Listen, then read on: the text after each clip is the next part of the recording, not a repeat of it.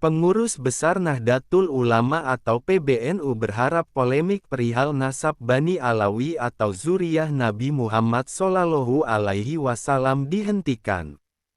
Ketua PBNU Bidang Keagamaan Kiai Haji Ahmad Fahrur Razi mengaku sangat memprihatinkan polemik yang sudah berlangsung setahun lebih hingga menimbulkan sikap diskriminatif dan rasialisme terhadap semua keturunan Arab. PBNU berpandangan polemik mengenai zuriyah maupun gelar Habib itu sudah mengarah jadi politisasi suku, agama, ras, dan antar golongan atau sara. Jangan sampai dijadikan alat untuk rasisme dan memecah belah sesama umat Islam.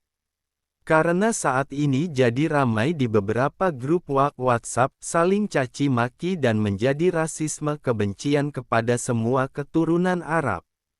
Ini berbahaya, kata Fahrur Razi kepada Tempo, Rabu, tanggal 17 April tahun 2024. Menurut Fahrur, Nahdlatul Ulama percaya ada nasab Habib yang tersambung pada Nabi Muhammad sehingga tidak perlu diperdebatkan dan sudah sepatutnya mereka dihormati. Bentuk penghormatan terhadap para Habib dibuktikan PBNU dengan selalu melibatkan Habib dalam kepengurusan organisasi keagamaan Islam yang berumur hampir 100 tahun itu. NU berdiri di Surabaya pada tanggal 31 Januari tahun 1926.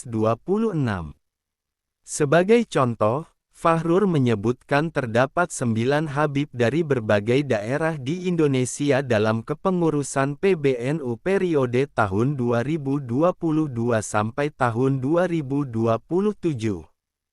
Dari dulu hingga sekarang kami tidak mempermasalahkan nasab mereka karena kami mempercayai kezuriyahan para Habib ini.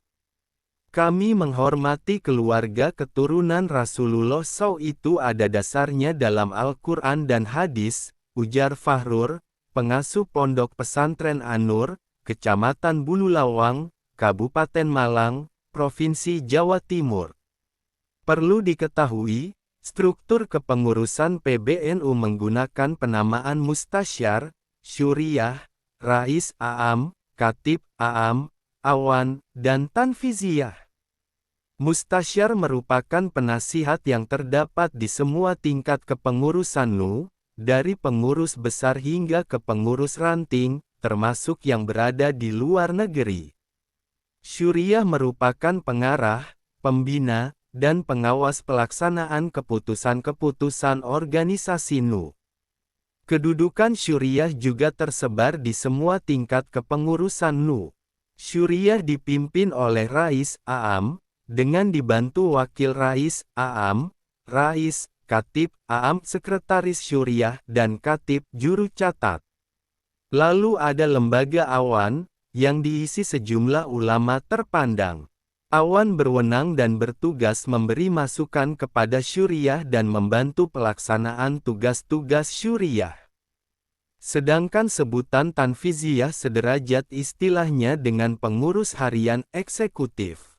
Sama dengan mustasyar dan syuriyah, struktur tanfiziyah berada di semua tingkat kepengurusan NU dari pusat sampai ke ranting. Struktur tanfiziyah terdiri dari ketua umum, wakil ketua umum, ketua bidang, sekretaris jenderal, wakil sekretaris jenderal, bendahara umum dan bendahara. Posisi Ketua Umum dan Sekretaris Jenderal PBNU periode tahun 2022 sampai tahun 2027 masing-masing ditempati Kiai Haji Yahya Kholil Stakuf alias Gus Yahya dan Saifullah Yusuf alias Gus Ipul. Nah, ke-9 Habib yang disebutkan Fahrur Razi tersebar di kepengurusan mustasyar 3 orang, syuriyah 1 orang, awan 3 orang, serta 2 orang Habib di jajaran tanfiziyah. 3 orang Habib yang berkhidmat di mustasyar yaitu Habib Lutfi bin Yahya Pekalongan, Jawa Tengah, Habib Zain bin Umar bin Smith, Jakarta, dan AGH Habib Abdurrahim Assegaf Puang Makassar, Sulawesi Selatan. Seorang Habib yang mengabdi sebagai Khatib Syuriah adalah Habib Lutfi bin Ahmad Al-Atas dari Jakarta. 3 orang Habib yang berkhidmat di kepengurusan Awan Syuriah ialah Habib Syekh bin Abdul Qadir Assegaf Surakarta, Jawa Tengah, Habib Ahmad Al-Habsyi Pasuruan, Jawa Timur, dan Habib Mohsen Alaidrus Palu, Sulawesi Tengah. 2 orang Habib lagi, yaitu Kiai Haji Sayyid Muhammad Hilal Al-Aidid Yogyakarta, dan Habib Abdul Qadir bin Akil Jakarta, masuk jajaran Tanfiziyah, masing-masing menjadi Wakil Ketua Umum dan Wakil Sekretaris Jenderal. Itulah para Habib di kepengurusan PBNU sekarang. Kami tidak paksakan orang-orang yang tidak mempercayai kezuriahan para Habib untuk percaya seperti kami. Kami sangat menghormati perbedaan. Tapi jangan kemudian mereka yang tidak percaya itu seenaknya menistakan nasab Habib hanya karena ulah segelintir Habib, kata Kiai kelahiran Malang, tanggal 30 November tahun 1971 itu.